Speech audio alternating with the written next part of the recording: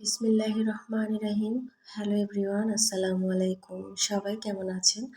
আশা করছি দেশ ও দেশের বাইরে, কাছে কিংবা দূরে, যে যেখান থেকে আজকের এই ভিডিওটা দেখছেন বা দেখবেন, সবাই ভালো আছেন। আল্লাহর অশেষ রহমতে আমরাও সবাই ভালো আছি। আমি অথর আম্মু, ব্লগার অথইস আম্মু ইউটিউব চ্যানেলে আপনাদের সবাইকে আরও একবার স্বাগত জানাচ্ছি আজকের ভিডিওটা দেখার জন্য। আশা করছি বরাবরের মতো আজকের ভিডিওটা আপনাদের কাছে একটু হলেও ভালো লাগবে, তাই অনুরোধ করছি একটা লাইক দিয়ে সম্পূর্ণ ভিডিওর সঙ্গে থাকবেন। আজকের ভিডিওটাও আমি একদম সকাল থেকেই শুরু করেছি।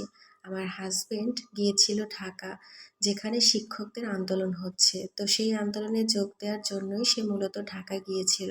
আজকে সকালে সে ঢাকা থেকে এসেছে, তো সে আসবে এটা জেনে আমি কিন্তু সকালবেলা ঘুম থেকে উঠে এই তো রাইস কুকারে গরুর মাংসের খিচুড়ি রান্না করার জন্য আর কি জোগাড় যন্ত্র করে নিচ্ছি। কারণ আমার হাজবেন্ড গরুর মাংসের খিচুড়িটা খেতে বেশ পছন্দ করে। তো ভাবলাম যেহেতু এতটা পথ জার্নি করে সে আসছে, তো এসেই যেন গরম গরম খিচুড়িটা খেতে পারে, সেই জন্য আমি ফ্রিজ থেকে গরুর মাংস বের করে নিয়েছি। এটা আমি গতকালকে রাত্রে প্রসেস করে রেখে দিয়েছি খিচুড়ি রান্না করার জন্য।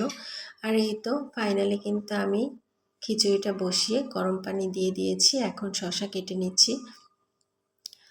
তো আমার হাজবেন্ড কিন্তু সকালবেলা এসেও পড়েছে, আর এর মধ্যে আমি তার সাথে দেখা করে আবার এসেছি। এই তো এখন শসা কেটে নিচ্ছি, তার জন্য খাবারটা বেড়ে নেব। আমার খিচুড়ি কিন্তু হয়েও গিয়েছে। তো প্রত্যাশা যেখানে শূন্য, জীবন কিন্তু সেখানেই পরিপূর্ণ। যেই জীবনে প্রত্যাশা কম সেই জীবন সুখের, যেই জীবনে প্রত্যাশা থাকে সেই জীবন কখনো সুখের হয় না। সেটা হোক কোনো মানুষের প্রতি প্রত্যাশা কিংবা কোনো জিনিসের প্রতি। আপনি যদি কোনো জিনিস থেকে কিংবা কোনো মানুষের থেকে প্রত্যাশা করে থাকেন, আর আপনি যদি সেই প্রত্যাশা পূরণ করতে না পারেন, তাহলে দেখবেন আপনার জীবনে কিন্তু দুঃখ নেমে আসবে, হতাশাগ্রস্ত হয়ে পড়বে। সেই জন্য কোনো মানুষের কাছ থেকে কিংবা কোনো জিনিসের প্রতি প্রত্যাশা না করাই ভালো। প্রত্যাশা শুধু মানুষের জীবনকে কষ্ট দেয়, আঘাত দেয়, হতাশাগ্রস্ত বানায়। প্রত্যাশা কখনো মানুষের জীবনকে সুখী করতে পারে না। অথচ আপনি যদি কোনো প্রত্যাশা কিংবা কোনো আশা ছাড়াই কোনো একটা জিনিস জীবনে খুব অল্পতে পেয়ে যান, তাহলে দেখবেন আপনার সেই জীবনে আনন্দের সীমা থাকবে না।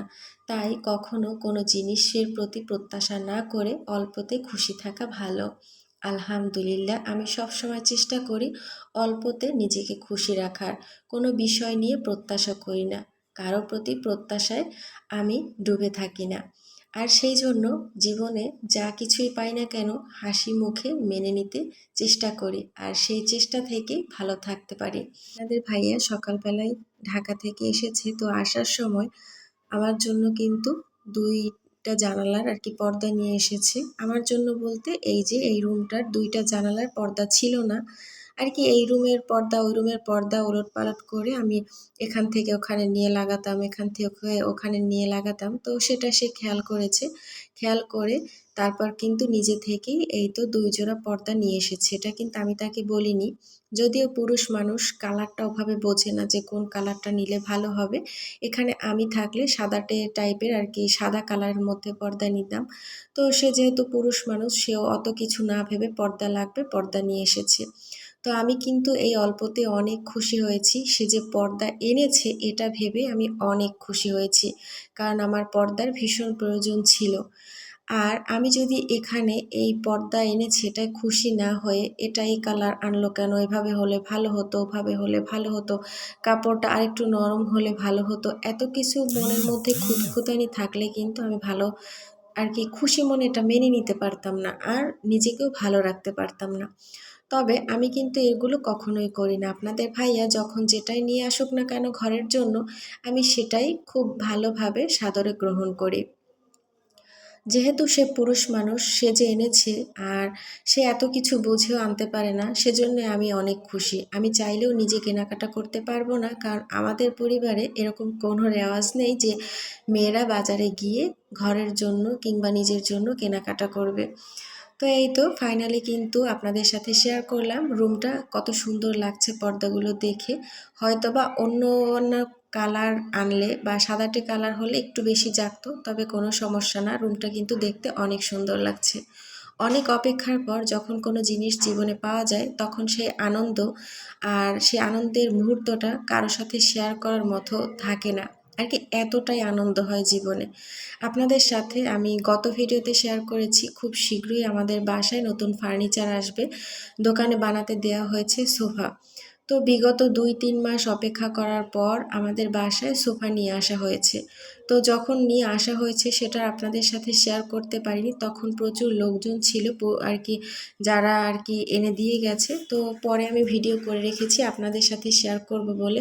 তো এই তো আপনাদের ভাইয়া ঢাকা থেকে যে কাপড় চোপড়গুলো নিয়ে এসেছে সেগুলোকে কিন্তু আমি ধুয়েছি, সাথে 2টা মশারিও ধুয়ে নিয়েছি। এখন এগুলোকে নিয়ে ছাদে যাব মেলে দিয়ে আসার জন্য আর কি। ছাদে প্রচুর রোদ, তো 2-1 ঘন্টার মধ্যে শুকিয়ে নিয়ে আসা যাবে। তো সোফাগুলো আপনাদের সাথে ভিডিও আকারে শেয়ার করছি, দেখে বলবেন যে আপনাদের কেমন লেগেছে আমার সোফাগুলো দেখতে। তবে এখনও কিন্তু পরিপূর্ণভাবে সোফাটা কমপ্লিট হয় নাই বলতে সোফার সাথে যে টি টেবিলের সেট থাকে কিংবা কর্নারগুলো থাকে সেগুলো এখনও বানানো হয় নাই, সেজন্য এখনও দোকানেই আছে। শুধু সোফার যে 5টা ফ্রেম থাকে ওই 5টা হয়েছে। তো আপনাদের ভাইয়া আজকে ঢাকা থেকে যখন এসেছে তো সে আবার ওই সিট, যে 5টা সিটের জন্য ফোম লাগে ওই ফোম কাভার সহ কিনে নিয়ে এসেছে। তো আমার তো ভীষণ আনন্দ হচ্ছে আর কি, সেটাই আমি আপনাদেরকে বোঝাতে চাইছি যে কোনো প্রত্যাশা না রেখে জীবনে অনেক কিছু যে পাওয়া যায় আর সেই যে পাওয়াটা থেকে আনন্দ পাওয়া যায় সেটা অনুভব করার অনুভূতিটা যে কি হয় সেটাই আপনাদেরকে আমি বোঝাতে পারছি না। আমি তো আজকে ভীষণ খুশি। তো এখানে টেবিলটা পরিষ্কার করে নিয়েছি, যেহেতু টেবিল সাজিয়ে নেওয়ার মতো আমার কাছে কিছুই নেই। তো জগ গ্লাস যেগুলো আমি প্রতিদিন রাখি সেটাই রাখলাম, আর টেবিলের ম্যাটের উপরে ছোট্ট ফুলদানিটা রাখলাম। আসলে একটাই ফুলদানি ছিল আমাদের ঘরে, আপনাদের ভাই আমাকে এনে দিয়েছিল। তো সেটা আমি কখনো বেডরুম সাজাই সেটা দিয়ে ভিডিও করার সময়, আবার কখনো রান্নাঘর সাজাই, কখনো আবার টেবিল সাজাই। আসলে কি করব, একটাই ফুলদানি, সেটা বিভিন্নভাবে রেখে আমি সাজানোর চেষ্টা করি। যেদিন আরও অনেক হবে সেই দিন আমি অনেক সুন্দরভাবে আপনাদের সাজিয়ে আপনাদের সাথে শেয়ার করব, কিন্তু যতদিনে না হচ্ছে ততদিন তার মন খারাপ করে বসে থাকা যাবে না। আর এই আশাও করা যাবে না যে আজ হবে কাল হবে, কারণ কখন যে কিনতে পারবো তার কোনো নির্দিষ্ট সময়সীমা নেই। কিন্তু ইনশাল্লাহ একদিন হবে সেটা আমি জানি। কিন্তু জীবন থেকে আমি অনেক প্রত্যাশা রাখি না, যেই প্রত্যাশাগুলো জীবনে আমাকে কষ্ট দেবে, হতাশাগ্রস্ত করবে। তাই আপনারাও জীবন থেকে কখনো প্রত্যাশা রাখবেন না, তাহলে দেখবেন ভালো থাকতে পারবেন আমার মতো। এই তো দেখুন সোফাগুলো কিন্তু আনা হয়েছে, তো সবার সামনে ভিডিও করিনি, পরে একা একা ভিডিও করে আপনাদের সাথে শেয়ার করছি। কমেন্ট করে বলবেন যে আমার সোফাটা কেমন হয়েছে। তো এই ফোমগুলোই আমার হাজবেন্ড সকালবেলা নিয়ে এসেছে তার সাথে করে। এই যে কুশনগুলো আর ছোট ছোট টি টেবিলের কাভারগুলো আগামীকালকে লঞ্চে পাঠিয়ে দিবে দোকানদার। তো সেটা আসলেও আপনাদের সাথে ইনশাল্লাহ শেয়ার করব, কারণ আমার প্রত্যেকটা ছোট ছোট জিনিস, ছোট ছোট আনন্দের মুহূর্ত আপনাদের সাথে শেয়ার করব না তাই কখনো হয়। তো কেমন হয়েছে অবশ্যই বলবেন। আমি কিভাবে আপনাদেরকে বোঝাবো বলে আর কি বলে বোঝাতে পারছি না, আমার এতটা আনন্দ হচ্ছে।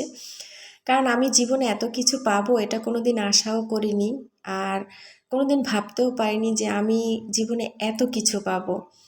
তো আজকের ভিডিও এই পর্যন্ত। আল্লাহ হাফেজ, সবাই ভালো থাকবেন।